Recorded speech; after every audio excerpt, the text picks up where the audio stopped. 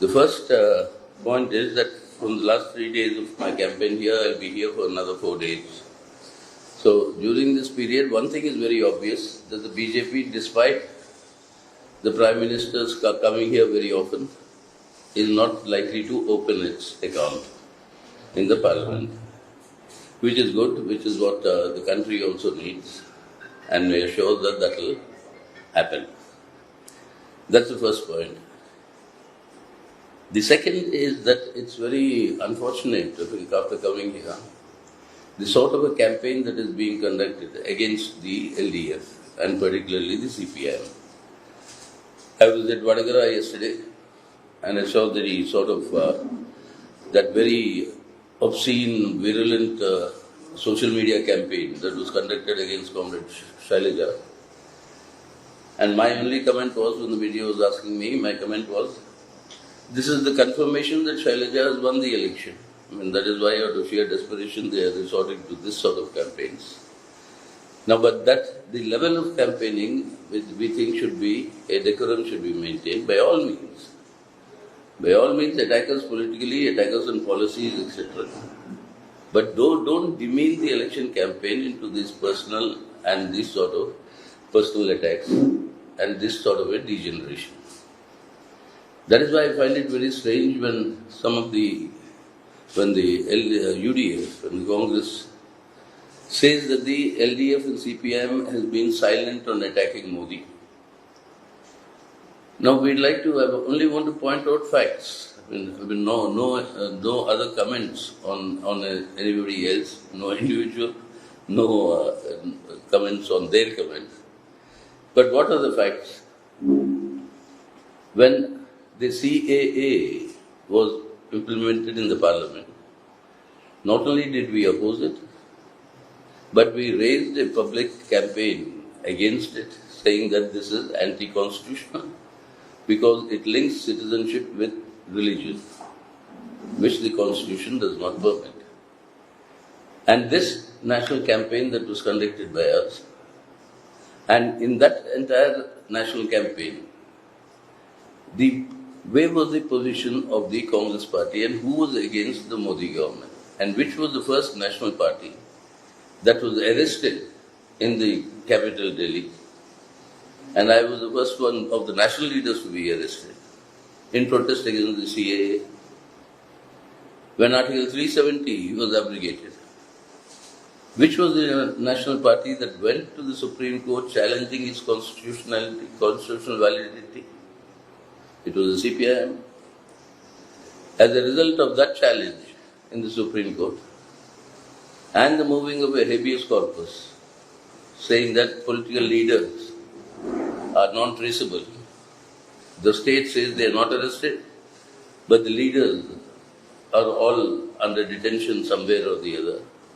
So habeas corpus, when it was moved, I was permitted by the Supreme Court to enter, the first person outside of Srinagar, to enter into Srinagar and meet all the political leaders, including my party leader, and that was done. Who breached the Article 370 restrictions? It was the CPI. On the Bilkis Bano case, among the petitioners, which was the political party that petitioned saying that those gang rapists and murderers who did that communal campaign, who were exonerated, pardoned by the court, that pardon should be reversed and they should be sent back to jail. And we succeeded in that petition. In the Supreme Court, those gang rapists are now back in jail. Who did that? The CPIM. Who is the one that moved the Supreme Court against the electoral bond saying they are unconstitutional? And the Supreme Court permitted the CPIM to saying that it has the locus standi, that the CPIM has the locus standi, while other political parties do not. We have the locus standi because we are the only political party that opposed the electoral bond both in Parliament. I had moved amendments to the thing which were carried in the Rajya Sabha, but they were overturned by the Lok Sabha then, in those days. And then we refused to accept any of these electoral bonds. That is why Supreme Court permitted us, and finally we won our contention. The electoral bonds are unconstitutional. So who has been opposing Modi all through? In all these instances, those who charged us saying that we are not opposing Modi, where were they? So my only appeal to everybody concerned is that definitely criticize, campaign against, attack our political positions, our policies, but don't move to such extent as actually telling untruths and conducting personal attacks. Let us maintain the decorum of the campaign. And that is why the Congress has to actually introspect. How many of their leaders have left the Congress party and gone into the BJP? This is the recount. But then they attack us saying that we are not anti-Modi. So, please therefore let us talk on the basis of facts and substance and not on the basis of personal attacks. The third aspect I would like to make is that the Prime Minister today is making all sorts of statements all across the country which are violative of the Model Code of Conduct. I have given a petition to the Election Commission listing out various statements made by the Prime Minister, including information and evidence of the speeches that the Prime Minister made, aiming at sharpening communal polarization on the issue of Ram, leading up to Ram Navami, which was yesterday, on the question of Ram and the Ram temple in Ayodhya. The Election Commission has received it. It has not acted on it so far. Now this is raising serious doubts as to what is the neutrality and the impartiality of the Election Commission, which is essential and crucial for Indian democracy, because Election Commission alone has the constitutional mandate to conduct a free and fair election. Only Election Commission can do that. If they do not act on such brazen violations of the Model Code of Conduct, then this election is far from being a free and fair one, with a level playing field for everybody. Even yesterday, the Prime Minister made an atrocious statement saying that they have cleared and they have developed the northeast of India, which was in a mess before the Modi government came into office. For how long has Manipur been burning? It's a double-engine government of BJP, both at the center and in Manipur. Has the Prime Minister even said a word about it? He's actually cleared up the mess in the northeast, is what he claims today.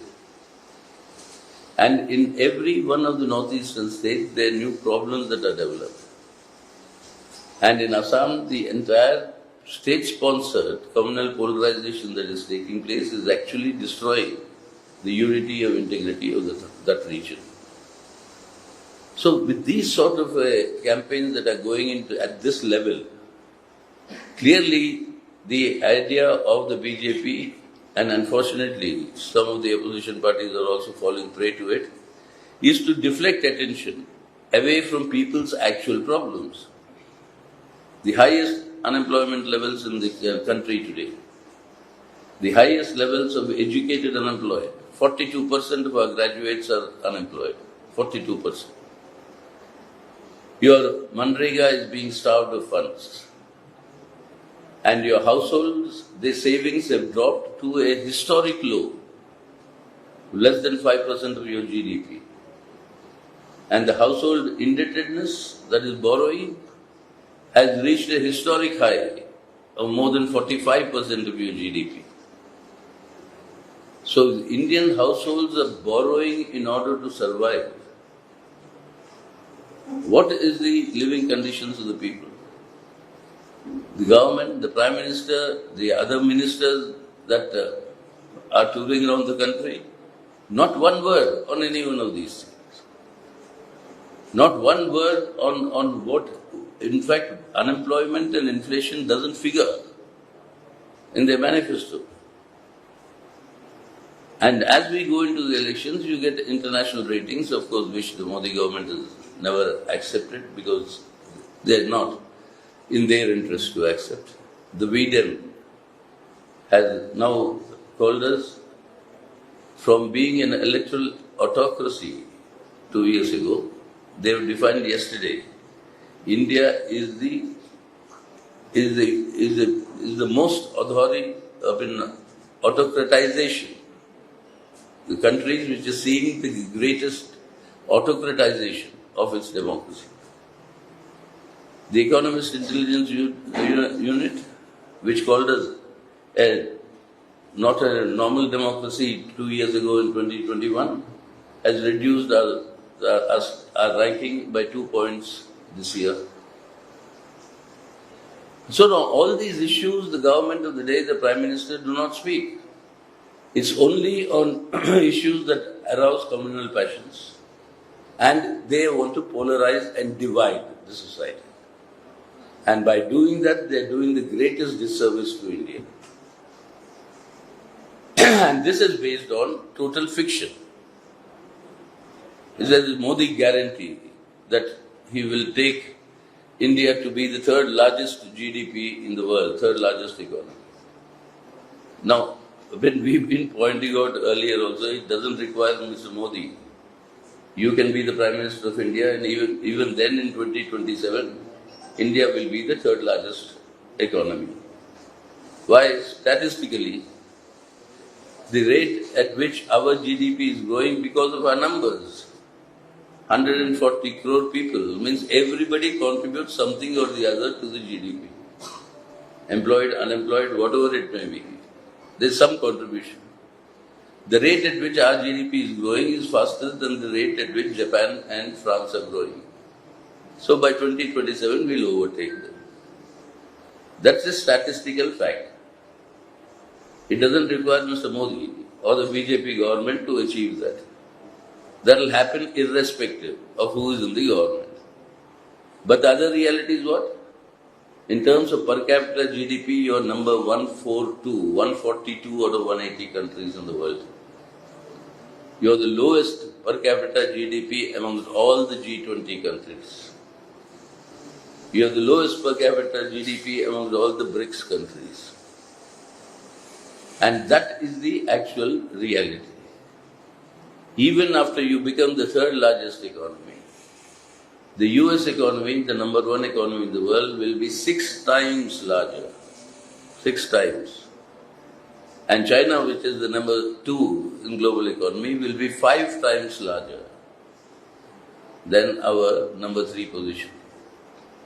So, all these statistical gimmicks are being used to justify as though there is an economic prosperity. The reality is greater misery for the people. That is why this government has to go. If we have to protect the secular democratic character of the Indian Republic and improve people's welfare. Stay ahead with our cutting-edge news app. Instantly access the latest shorts in just 1 minute and breaking news in just 50 words. Download now for a smarter, faster news experience.